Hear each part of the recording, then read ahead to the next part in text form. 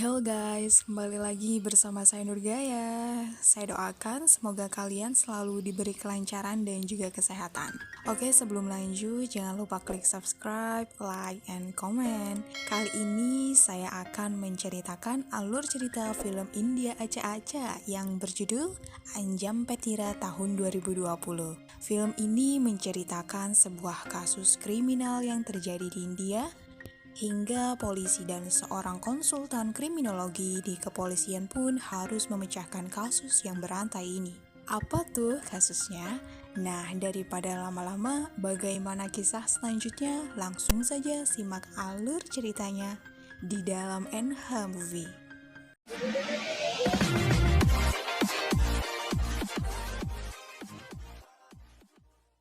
Film ini diawali oleh seorang Dr. Anwar Hussein yang mendatangi seorang pelaku pembunuhan yang akan divonis hukuman mati, yaitu River Ravi. Sebelum dia dihukum, dia menceritakan dirinya semua di hadapan Hussein. Keesokan harinya, Hussein menghampiri Anil, seorang asisten kepala kepolisian, untuk membicarakan perihal ingin diangkatnya sebagai konsultan kriminologis. Setelah itu, Hussein bersama temannya mampir di warung untuk merokok dan tiba-tiba didatangi oleh seorang laki-laki tua yang menjelaskan dirinya. Anwar memberi uang kepadanya dan kakek itu pun pergi. Di malam yang sama, terlihat dua orang bapak-bapak yang ingin pulang ke rumahnya. Namun mereka berpisah karena beda komplek. Salah satu dari mereka melanjutkan perjalanannya, namun lampu tiba-tiba mati dan dia penasaran karena terdapat sebuah mobil yang menyala. Pada saat dia mendekat, terdapat seorang pria memakai topeng serigala. Pria itu pun tiba-tiba seperti orang longo dan terdiam seketika.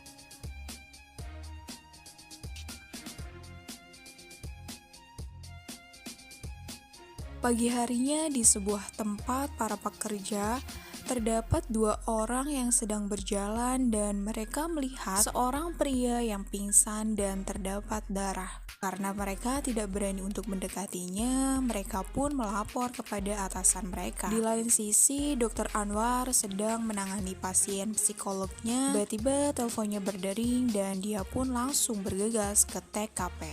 Karena telah terjadi pembunuhan seorang anggota polisi bernama Pak Koshi, yang mana jantung dan matanya telah dicabut oleh pembunuh, dan di sekitar situ tidak ada satupun sidik jari yang ditemukan. Dan mayat itu pun diberi parfum yang sangat banyak, membuat bau busuk dari mayat tersebut tidak tercium oleh anjing pelacak. Keesokan harinya, polisi mendatangi tempat terakhir kali Pak Kosi hilang. Dari semua tetangga yang ada, mereka mengatakan tidak ada yang melihat Pak Kosi lewat situ pada saat dia menghilang. Nah, dari kejadian itu, polisi semakin ketat untuk memeriksa semua kendaraan yang berlalu lalang di kotanya, bahkan di tempat yang sepi. Satu persatu pun dicek.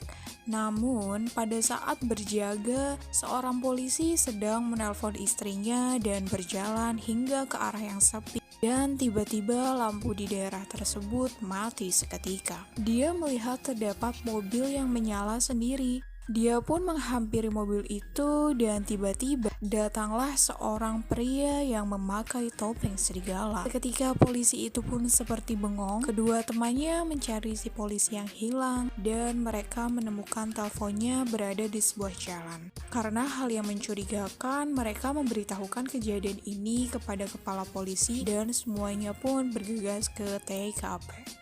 Hal ini membuat semua polisi lebih ketat menjaga semua area yang berada di kota itu, mengecek satu persatu kendaraan yang lewat.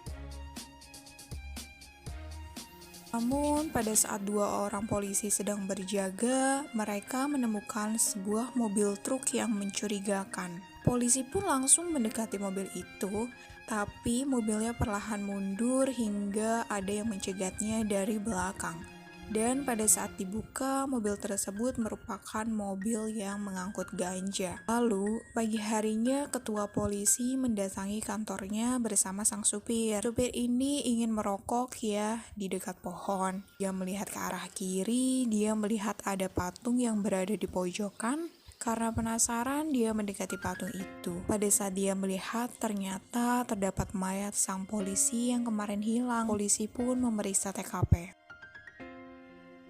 Dr. Anwar sedang memberikan mata kuliah kepada mahasiswinya dan memperkenalkan sebuah buku karya Dr. Benjamin Lewis. Nah, dari nama ini pasti ada kaitannya di dalam cerita ini nih guys. Jadi jangan sampai kelewatan ya. Mayat itu pun sama seperti mayat sebelumnya yang mana disemprotkan banyak parfum di tubuhnya. Hal ini membuat mayat sulit untuk ditemukan dan juga jantung serta matanya pun hilang.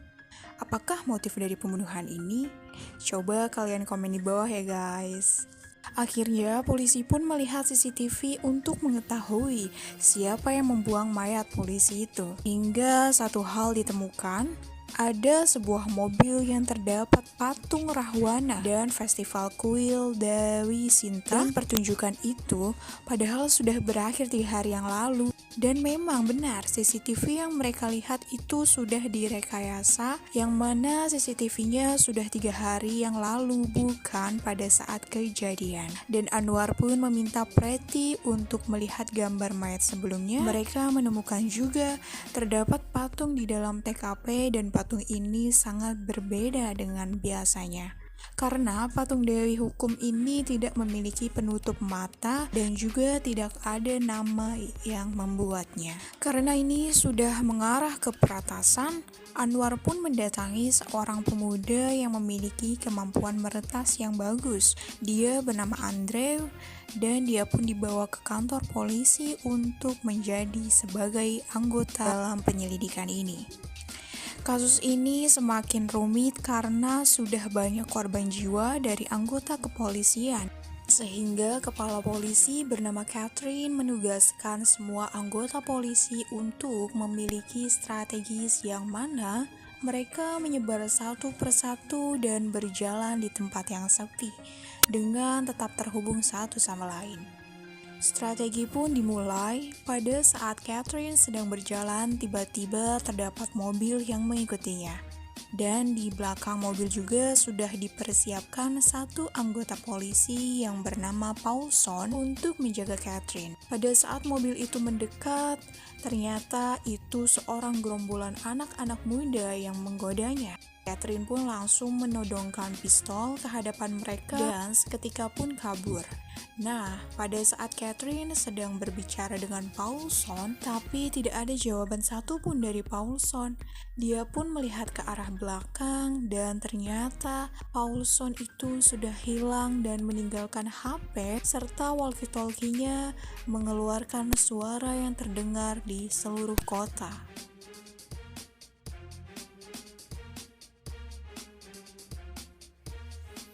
Di lain sisi, istri Anwar bernama Fatimah mendapatkan sebuah kiriman paket dari orang yang tidak diketahui, tapi paket itu ditujukan padanya. Alhasil, dia pun terpaksa menerima paketan itu lalu menghubungi suaminya, tapi Anwar mengatakan dia tidak memberikan hadiah paket apapun. Karena penasaran isinya apa, Fatimah membukanya dan betapa kagetnya. Ternyata isi paket itu adalah mayat dari Paulson. Fatimah pun berteriak dan Anwar pun langsung bergegas pulang dan polisi juga mendatangi rumah mereka untuk menyelidiki hal ini.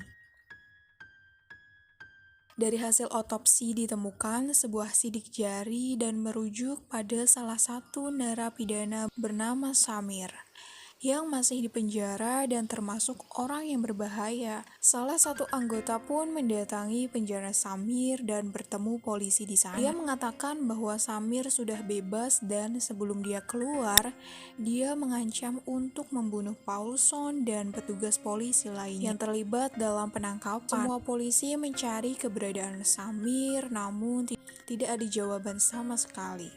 Hari demi hari, akhirnya pun polisi meminta Andre untuk melacak keberadaan Samir. Nah, pada saat meretas, ditemukan seorang perempuan bernama Vicky yang merupakan mantan Samir. Polisi pun langsung mendatangi kediaman Vicky yang pada saat itu mereka sedang melakukan obat-obatan terlarang. Vicky di sini didesak untuk jujur dan dia mengatakan bahwa dia memiliki beberapa nomor. Pada saat Samir bebas dari penjara, dia memberikan salah satu nomornya dan memberitahukan nomor tersebut ke pihak polisi.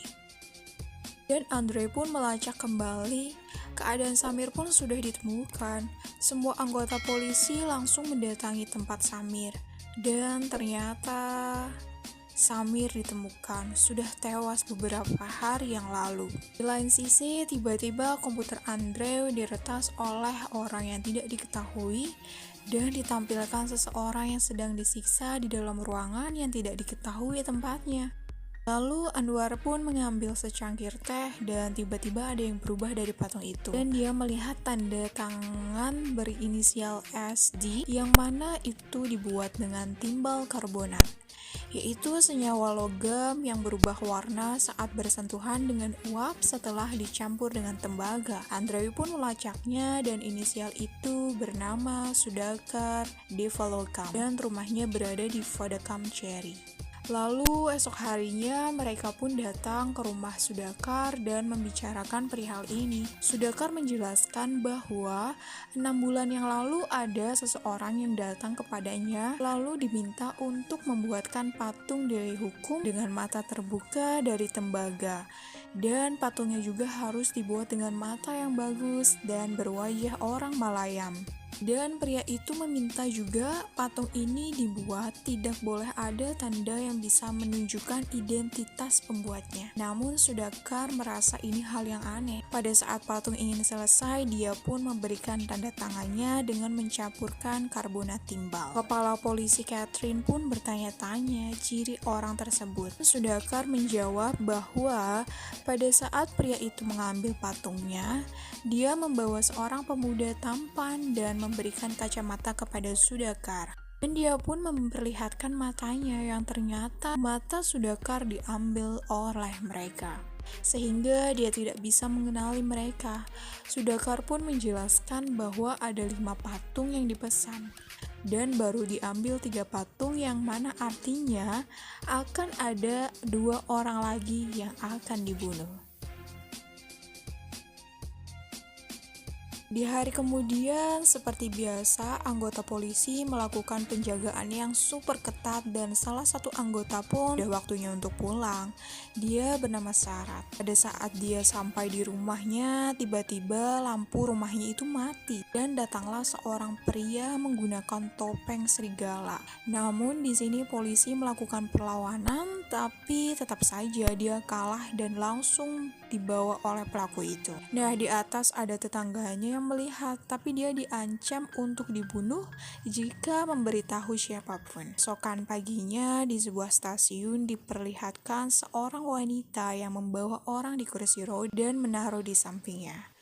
Tapi pada saat penjaga stasiun memeriksa satu persatu, laki-laki yang duduk di kursi roda itu diam aja.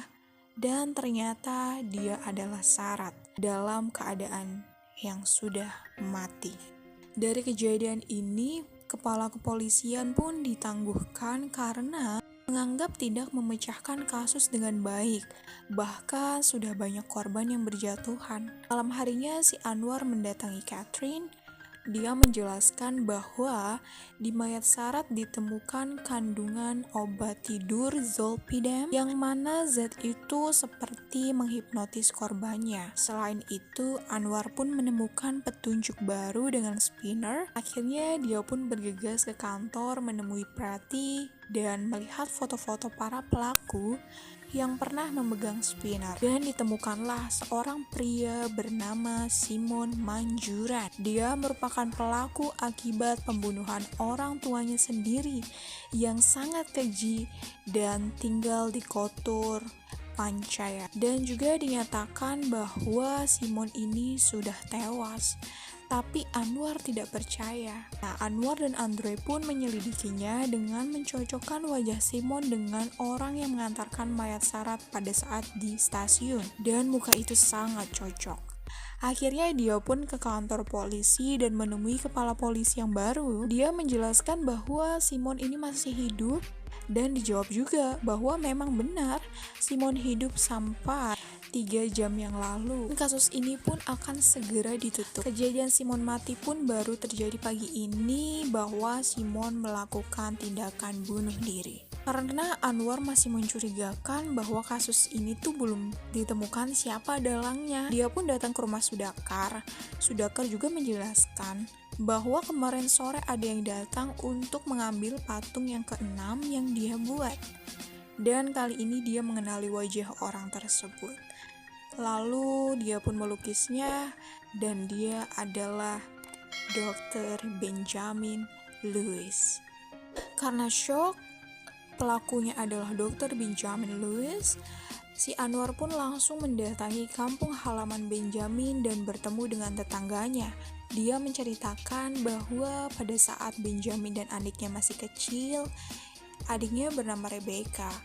Ayahnya Benjamin ini ditangkap polisi karena dituduh melakukan tindakan merkosaan kepada anaknya sendiri hingga hamil. Karena melihat Benjamin sangat sedih dan tidak tega, tetangganya pun membawa ke rumahnya dan merawatnya hingga besar. Di sisi lain, Rebecca tinggal di sebuah gereja. Dan kakak beradik ini pun sudah berpisah. Dan diketahui juga bahwa kasus ayahnya ini dia dipaksa untuk mengaku bahwa dia menghamili anaknya Rebecca, padahal pelaku sebenarnya yaitu seorang pastor yang bernama Bennett. Karena Bennett menyogok polisi dan memberi ancaman kepada ayahnya Benjamin, akhirnya ayahnya Louis lah yang menanggung hal itu hingga pada akhirnya dia bunuh diri di dalam penjara. Dari kekecewaan dan dendam itu, Benjamin akan membalaskan rasa sakitnya terhadap para anggota polisi yang tidak bisa menegakkan keadilan. Dari kebaikan orang-orang yang dermawan, Benjamin pun bisa berkuliah ke Amerika Serikat untuk mengejar gelarnya. Dan mulai dari situ dia kehilangan kontak dengan Benjamin. Karena sudah mengetahui kebenarannya, Anwar menghubungi Anil dan mengungkapkan bahwa Bennett, Anil, dan juga Sarat adalah awal dari kejadian ini. Dan Anil pun mengajak Anwar untuk bertemu di tempat biasa. Sesampainya di sana, Anwar pun kebingungan karena tidak ada Anil di sana dan hanya terlihat mobilnya saja, beserta HP-nya yang tergeletak di jalan. Dia pun melihat ada kamera drone, dia pun mengikuti arah itu dan melihat bahwa ada sebuah mobil van. Lalu Anwar pun meminta Andre untuk melacak mobil van tersebut dan ditemukan titik lokasinya terdapat di luar kota. Dan ada tulisan Hams di sisi mobil tersebut. Dan di sebuah ruangan, Benjamin ini siap membunuh Anil yang sudah terbaring di tempat tidur. Pas juga si Anwar beserta 2 anggota polisi datang di tempat persembunyian Benjamin. Dan tempat itu adalah tempat peternakan babi. Mereka mencari Benjamin dan pada saat mereka sedang menyelinap, Benjamin menyerang salah satu dari mereka dan pertarungan pun dimulai.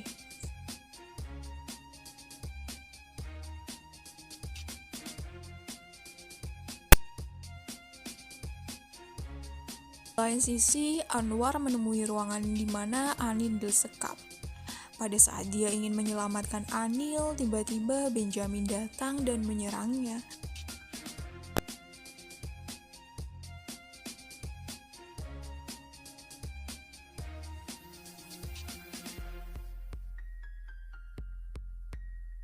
Hingga hampir mati.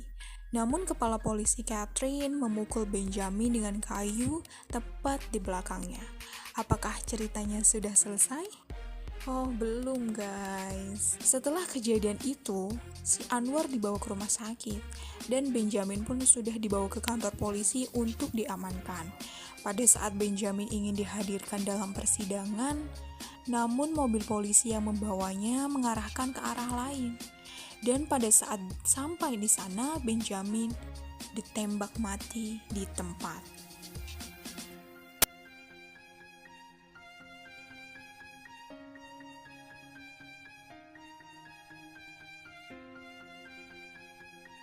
Dan di lain sisi juga Anil sedang berada di rumahnya, lalu ada bel pintu yang berbunyi. Pada saat membukanya terdapat seorang wanita, dan pada saat yang bersamaan juga Anwar ingin menemui Anil, namun tiba-tiba dari dalam keluar seorang perempuan dan langsung pergi. Tanpa mencurigai apapun, Anwar mengecek ke dalam rumah Anil dan ditemukan bahwa Anil sudah mati secara mengenaskan. Anwar pun teringat sesuatu dan bergegas melihat ke arah jendela nih. Dan dia pun memanggil nama Rebecca. Seketika perempuan itu menengok ke arahnya lalu pergi. Dan film pun berakhir. Oke guys, jadi kesimpulan film ini adalah Benjamin yang ingin balas dendam kepada polisi yang tidak bisa menegakkan keadilan. Hal itu menyebabkan dia kehilangan ayahnya, kehilangan adiknya, dan melakukan pembunuhan yang sangat sulit untuk dipecahkan kasusnya. See you in the next video. Wassalamualaikum warahmatullahi wabarakatuh.